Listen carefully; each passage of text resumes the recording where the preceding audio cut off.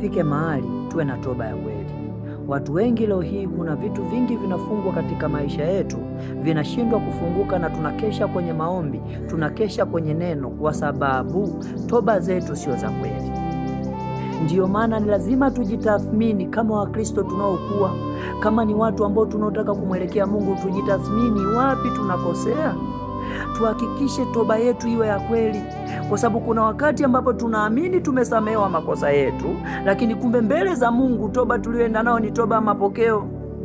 Watu wengi leo hii hawana toba ya kweli, kwa sababu toba ya kweli inadhamiria kuacha makosa uliyoyakosa.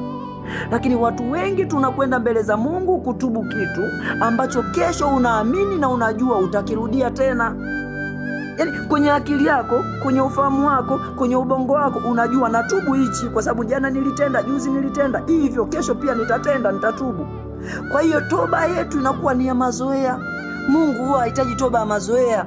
Ngoja nikwambie mtu wa Mungu, wakati wote ambapo umeanguka katika dhambi, usimkimbie Mungu, mkimbilie Mungu. Kwa sababu wakati wote ambapo mtu ameanguka katika dhambi, shetani anakuwa karibu sana kumsemesha kwenye akili yake kwamba Mungu hakupendi, Mungu hawezi kukukubali tena, umeshajichafua, umejeka mbali na Mungu, kwa ni wa dunia hii. Ngoja nikwambie mtu wa Mungu, samilia tu, weka toba ya kweli, usimkimbie Mungu, mkimbilie.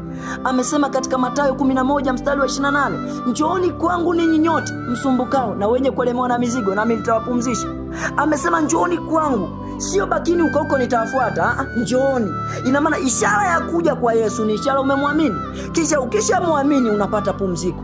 Na amesema ninyi nyote, sio warefu, sio wafupi, sio weupe, sio weusi, yoyote anayemfuata Yesu tayari umemwamini, naye anakupa pumziko. Hivyo sisi wengi tunamfuata leo Yesu, watu wengine wanamfuata leo Yesu, lakini hawamaanishi hivyo. Ukimaanisha moyoni mwako kuacha dhambi na kuweka toba ya kweli, Yesu anakupa pumziko na unaliendea kusudi lilo kuleta duniani, kwa sababu kila anaishi duniani ana kusudi la Mungu. Hivyo na wewe pia unapaswa kulitimiza kusudi la Mungu katika maisha yako, na ili uweze kulijua kusudi la Mungu ni lazima umkaribie Mungu. Sasa ukimkaribia Mungu ni lazima ukubali kuacha faida zako zote ambazo zinakutenga na Mungu, ambazo zinakupeleka katika uovu. Ukishaziacha, Mungu anakutengeneza katika makusudi yake. Basi mkimbilie Mungu, usimkimbie Mungu, weka toba ya kweli na Mungu atakurehemu, na Mungu akubariki sana.